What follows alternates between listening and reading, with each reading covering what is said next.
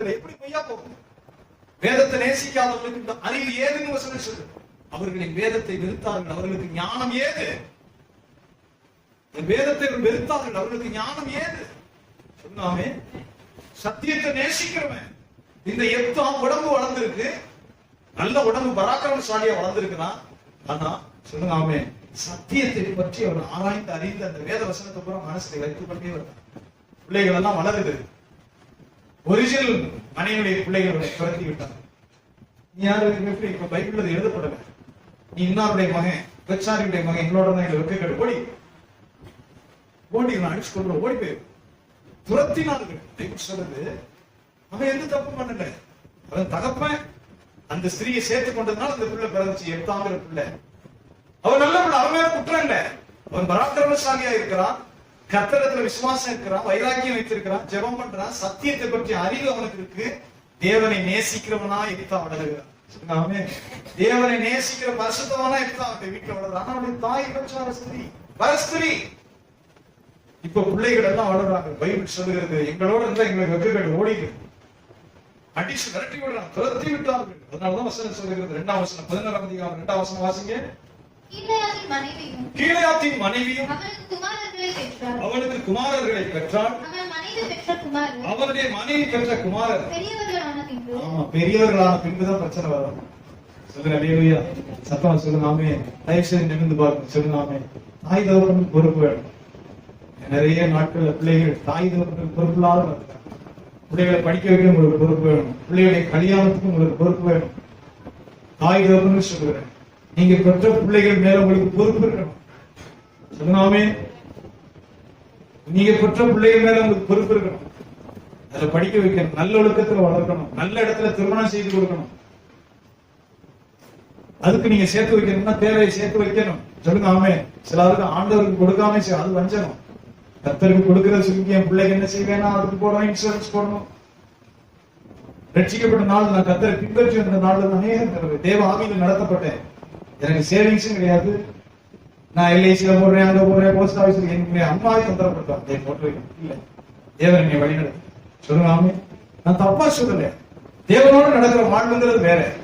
சில ஆட்கள் ஆண்டவர் வஞ்சிச்சுட்டு நான் போஸ்ட் ஆபீஸ்ல போடுறேன், இன்சூரன்ஸ்ல போடுறீங்கன்னு போட்டு பாருங்களேன். உங்க விருத்தி அடைகிறது பார்ப்போம். நான் உயிரோட பாக்குறேன். You will never increase in your life.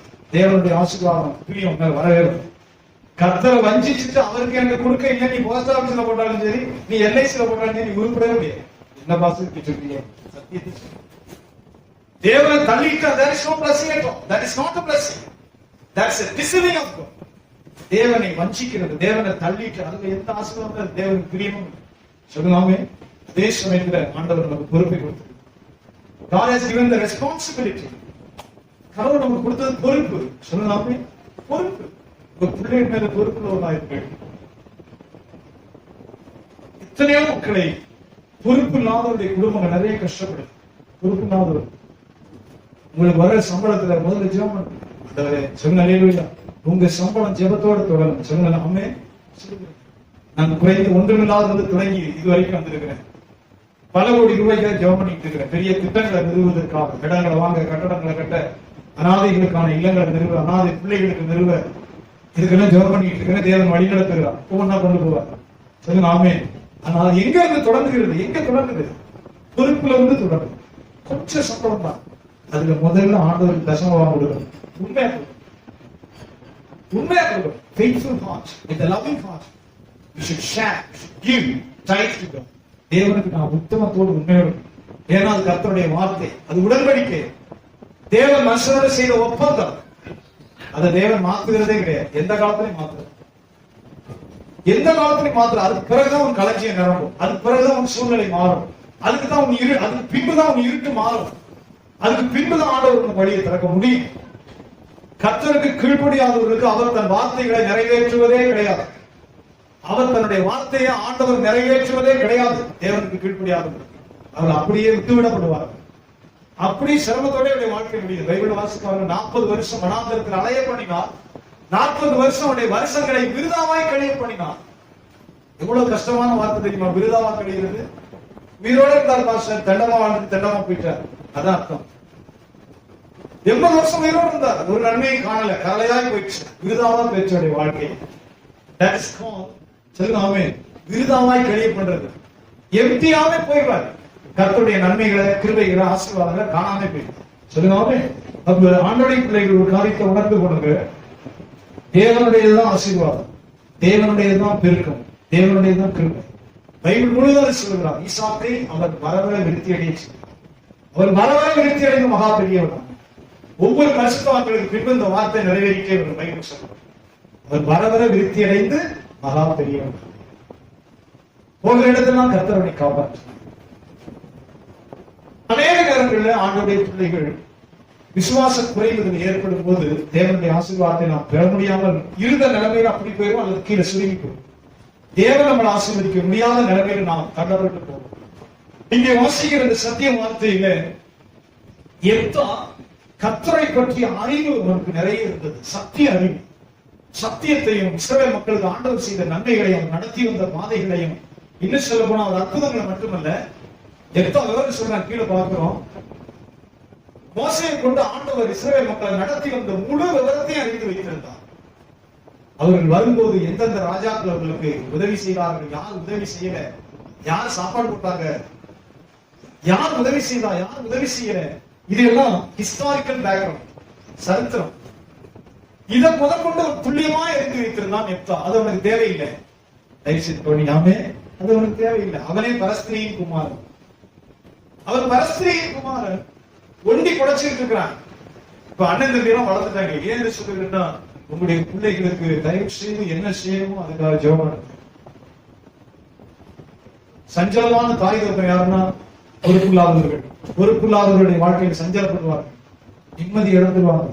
நீங்க நினைக்கும், நான் நினைக்கிறேன், ஆராதனை நடத்தும் போது ஒரு காரியம் ஞாபகத்துக்கு வந்து, பல சந்தேகத்தில் இருக்கிறவங்க எப்படி ஆண்டவரே கர்த்தருக்குள் கழிவுவது மகிழம்,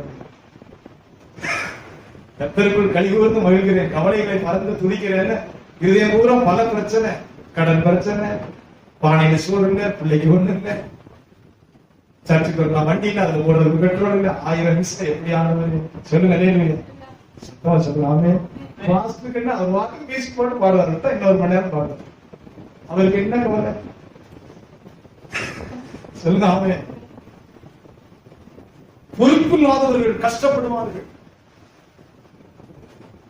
யார் பொறுப்பை சுமக்கலையோ நீங்கள் கஷ்டப்படுவீர்கள்.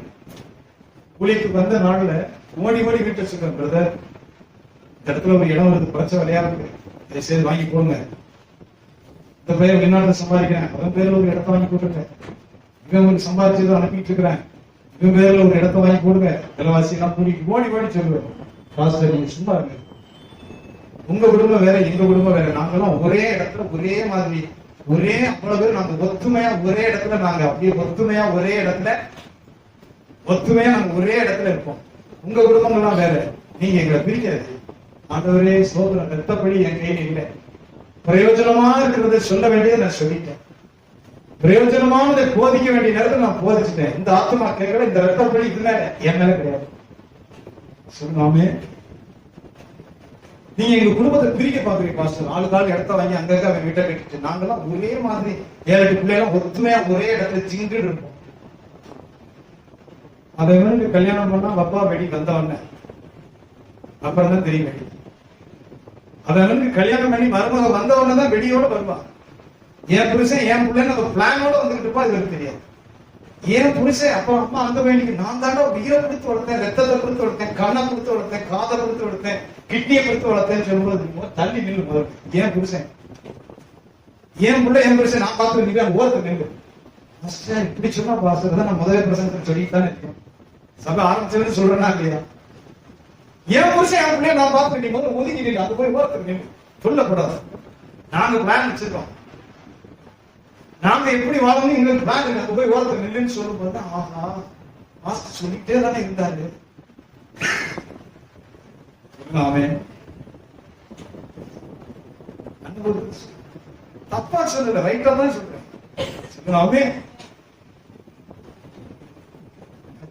சோதரம் குடும்பத்தை பிரிக்க சொல்லு, பைபிள் அருமையா சொல்லுகிறது. பொறுப்பு இல்லாத குடும்பங்கள் கஷ்டப்படுவார்கள். சொல்லுவாமே நீ இடம் வாங்குற நேரத்துல இடத்த வாங்கி, வீட்டை கட்ட வேண்டிய நேரத்துல வீட்டை கட்டு. 60 வயசுல வீடு கட்டாத, சிலர் 60 வயசுல 55 வயசுல லோன் போட்டு வீடு கட்டிட்டு இருப்பாங்க. எதுக்குன்னு தான் தெரியும். அடுத்த 15 வருஷம் தான் இருக்கணும். 60 வயசுல சில நல்ல கட்டி லோன் போட்டு வீடு கட்டிட்டு இருக்கேன். எதுக்கு பாரு வீடு கட்டுற? அடுத்த 15 வருஷம் தானே உனக்கு இருக்கு. அதினதின் காலத்துல அதினதின் காரியங்களை நேர்த்தியாய் செய்கிறார் ஆண்டவர். அதினதின் காலத்துல அதினதின் காரியங்களை என்ன அர்த்தம்? அந்தந்த காலத்துல அவர் செய்யறாரு. அறுவடை நேரத்துல மழையை கொடுத்தா ஆண்டவர் திட்டுவோம். நம்ம கதிர அறுத்து மூட்டை கட்டி பத்திரமா வைக்க வேண்டிய நேரத்துல சோறு மழையை கொடுத்தாலும் என்ன செய்வான் மனுஷன்? எல்லாம் சகதியா மாறிடும். மழை வேணுங்கிற நேரத்துல மழையை கொடுக்குறாங்க. மழை வழினா காஞ்சி போயிடும். போட்டு விவசாயத்தை விதைச்சிட்டேன், தண்ணியை ஊத்திட்டேன், உரத்தை போட்டுட்டேன், என்னமோ பண்ணி வச்சிருக்கிறேன். மழை மட்டும் வரலைன்னா காஞ்சி போயிடும் பாஸ்டர். அந்த நேரமா பார்த்து மழையை கொடுத்து நம்ம பிள்ளைச்சு அப்பா நீங்களே போட்டதெல்லாம் கஷ்டப்பட்டு இருக்கேன் திருவையினால. அதினதின் காலத்துல அதனால சொல்ற அதன் பயிரை அவர் ஆசீர்வதிக்கிறார். அதன் பயிரை மனுஷன் உணர்ந்து கொள்ளணும். அவர் எவ்வளவு கிளியரா செய்யறாரு. அவர் கிளியரா நடக்கலைன்னா அதினதின் காலத்துல அது வந்து சிவந்த மனம் செத்து போயிடுவோம். மழை பெய்ய வேண்டிய நேரத்துல மழையை கொடுக்கிறார். பயிர் அப்படியே குழுகுழு வளரும். வீடு வந்து தானியம் சேர்ந்து மாத்தி செஞ்சாருன்னா என்னத்துக்கு ஆகணும்? ஆப்பிரிக்காவில் தான் செய்யறாரு. சில நேரம் மாத்தி செய்யறாரு. அதினதின் காலத்துல அதினதின் காரியங்களை செய்கிறார். சொல்லாமே கர்த்தருடைய தயவு செய்து பொறுப்பில்லாத ஒரு கெட்டு போகிறீங்க. மனைவிக்கு என்ன செய்யணும்? புருஷனுக்கு என்ன செய்யணும்? பிள்ளைகளுக்கு என்ன செய்யணும்? தேவ ஞானத்தோட நீங்கள் நடக்காவிட்டால் கெட்டு போவீர்கள். கர்த்தர் தந்த ஞானத்தோட நீங்க நடக்கலைன்னா கெட்டு போவீர்கள். சொல்லாமே பொறுப்பு இல்லாத மக்கள் கெட்டு போகிறாங்க. நிறைய பேர் கஷ்டப்படுறாங்க. நிறைய பேர் கஷ்டப்படுற காரணம் என்னன்னா பொறுப்பை சுமக்க மாட்டாங்க. உன் வேலையில பொறுப்பு தொடர்பு உனக்கு கர்த்தர் ஒரு சம்பளம் கொடுக்கணும். பொறுப்பு தொடர்பு யாருக்கு என்ன செய்யணும்? சொல்லாமே தாய் தகப்பனை கவனிக்கணுமா கவனி. பத்தலன்னு சொல்லாத. தாய் தகப்பன் கொடுக்கறத கொடுக்குது. கொஞ்ச நாள் அவங்க இறந்து போன செய்யும். தாய்க்கு நான் செஞ்சிருக்கான் பாஸ்டர். எப்ப செய்யறது? கல்லறை போனேன், கல்லறையுடைய பால் ஊற்ற செஞ்சிருக்கான் பாஸ்டர். போயிட்டு சந்தர்ப்பம் கொடுத்தார் ஆண்டவர். சொல்லுவாங்க எனக்கு பத்தலங்கிற பாட்டெல்லாம் நீங்க ஆண்டவர்கிட்ட செல்லாது. எந்த காலத்துலயும் செல்லாது. உனக்கு என்னைக்கு பத்த போகுது? ஏன் தெரியுமா மனுஷனுக்கு பணம் பத்த மாட்டேங்குது பாருங்க பார்ப்போம். பணம் ஏன் பத்த மாட்டேங்குது? ஜீவன சொன்னது முக்கியமான நம்முடைய வாழ்க்கையில சமாதானத்துக்கு பாருங்க. ஏன் நமக்கு பணம் பத்தல? நம்ம செலவு கூட்டிட்டே நீ கூரை வீட்டுல ஒரு ஒத்தலை வீட்டுல ஒரு 1000 ரூபாய்க்கு குடியிருக்கிறாள் எனக்கு தெரியும். பிள்ளைகளை வச்சுட்டு சந்தைக்கு போவான். 6-7 மணிக்கு போனா குளிச்சு வச்சிருக்கிற கத்திரிக்காய் அதெல்லாம் 100 ரூபாய்க்கு எல்லாத்தையும் வாங்கி கொடுத்து ஒரு வாரம் சாப்பிட்டு ரேஷன் அரிசி உனக்கு போதும். குடிசை நிம்மதியா தானே இருக்கும். குடிசை 1000 ரூபாய் 50 இருக்கு. லைட் இல்லாம இருக்கிறார். அவனுக்கு கடல் இல்லாம இருக்கிறார். ஏன்னா அவனுக்கு செலவு இல்லை. நீங்கள் செலவை கூட்டும் போது உங்களுக்கு பணம் பத்த மாட்டேங்குது. நிறைய பேருக்கு தெரியல. செலவு கூட்டுறதுனால உங்களுக்கு பணம் பத்தல. ஏன் பணம் பத்தல? சொல்லுங்க. ஒரு சரியான பொருளாதாரம் பணம் கூட கூட செலவு கூடணும். பணம் கூடாம செலவு கூடனா நீங்கள் கடனாளி ஆகிடும். ஏன் மனுஷன் கடன் பண்ணுவான்? வரவு கூடாம செலவை கூட்டுகிற இதுதான் எக்கனாமிக்ஸ். வரவை கூட்டாம செலவை கூட்டினா you will become a debtor. கடனாளி ஆகும். எனக்கு வரவு இல்லை மாசம் அந்த செலவு கூடியிருக்கு. நீங்கள் கடனாளி ஆகும். வரவு இல்லாம செலவு செய்கிறவன் கடனாளி ஆகும். சொல்லுவாங்க பைபிள் சொல்லுகிறார். அப்ப கர்த்தருடைய மக்கள் யார் பொறுப்பை சுமக்கவில்லையோ அவர்கள் கஷ்டப்படுவார். அதனாலதான் கர்த்தர் வேதத்திலே ஞானத்தையும் கிருபையும் சேர்த்து சொல்றார். சொல்லுவாமே போட்டியை வாசிக்கிறது முக்கியமான காரியம். பிள்ளைகள் வளர்ந்த போது எப்தாவை துரத்தினார். என்ன செய்தார்களா? சத்தமா சொல்லுங்க. என்ன செய்தார்களா? ஆயத்தம் சொல்லுங்க. என்ன செய்தார்களா? எல்லாருக்கும் நடக்கும். அண்ணன் என்னை கைவிடவே மாட்டார் பாஸ்டர். தங்கச்சி என்னை கையில தூக்கி நிறுத்துற பாஸ்டர். தங்கச்சி என்னை கைவிடாத பாஸ்டர். கல்யாணம் ஆகுற வரைக்கும் முன்னாடி கொஞ்சம் மனப்பாடம் பண்ணி வச்சிருக்கோம்.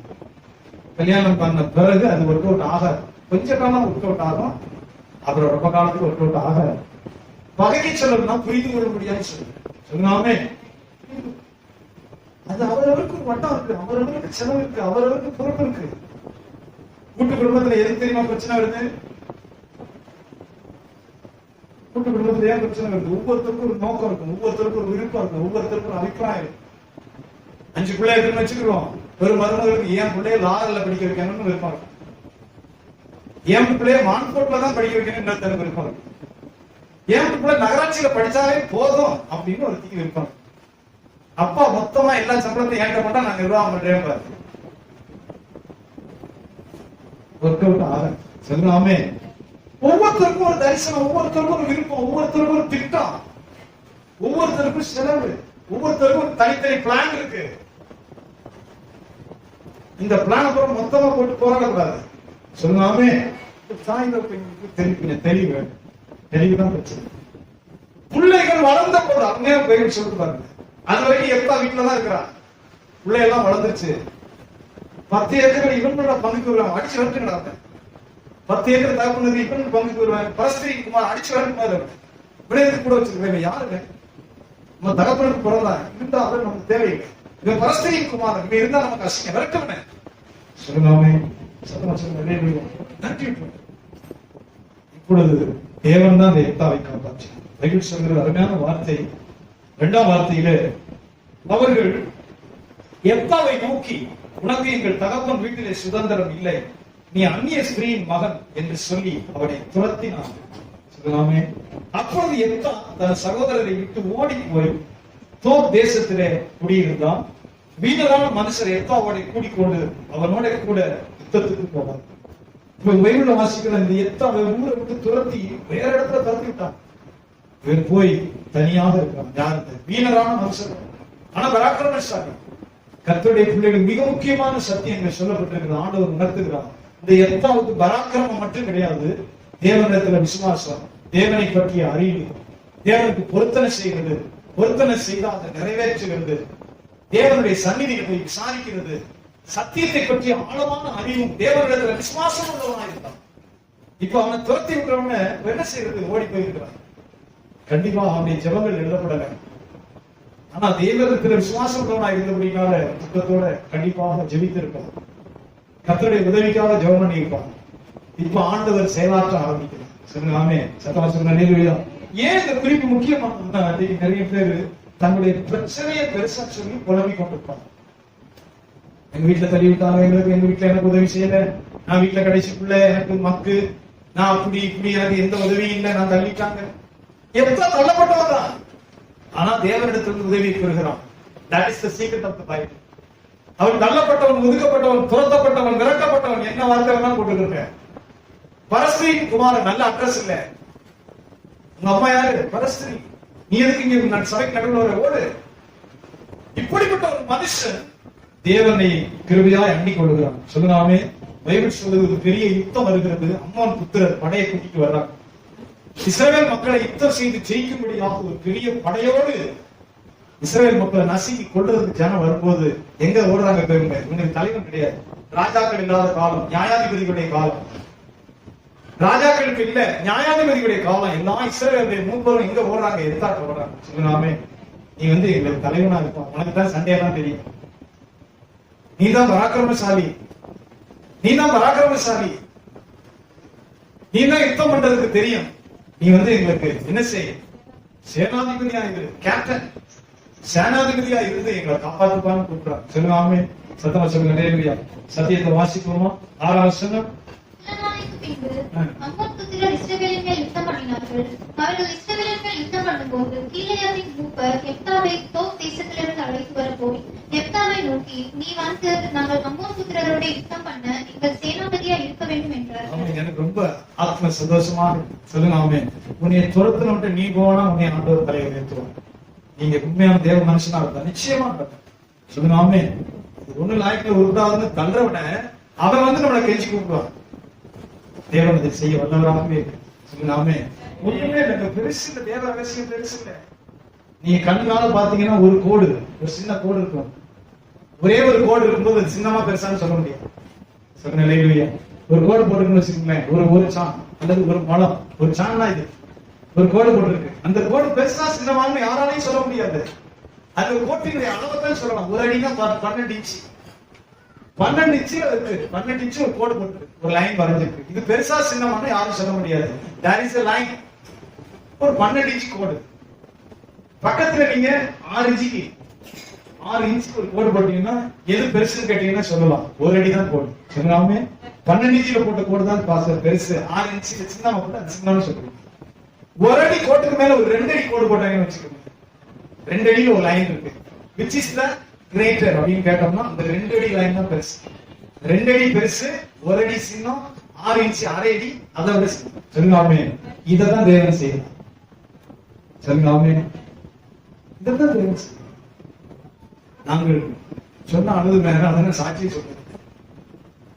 பல நேரங்கள் நான் அழுகை அடக்க முடியாதனால சாட்சி சொல்றேன். சின்ன 10க்கு 10 இந்த இதுக்குள்ள தாய் தகவலும் பிள்ளைகளும் இருக்கும். ஒரு ஒத்தப்படுத்து லெட்டின் பாத்ரூமா இல்லை.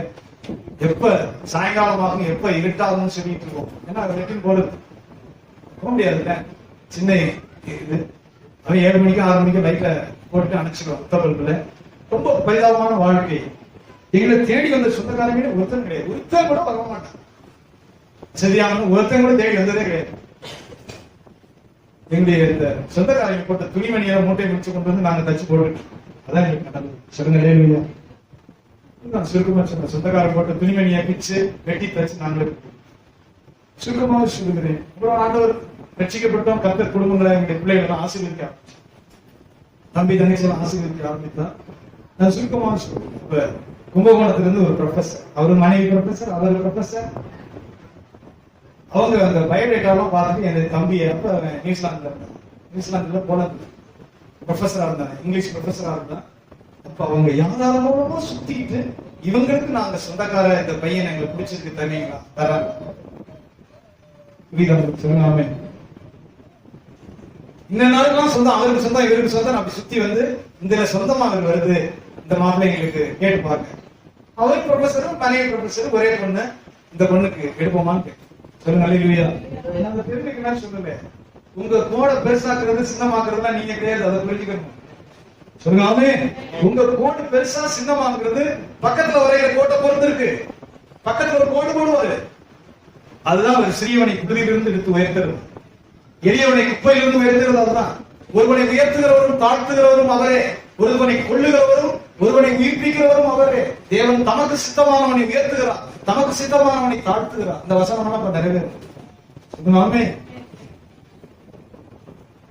சின்ன கோடு, அதுக்கு பக்கத்துல ஒரு கோடு போட்டா அது பெருசா சின்னமா கிரேட்டர்.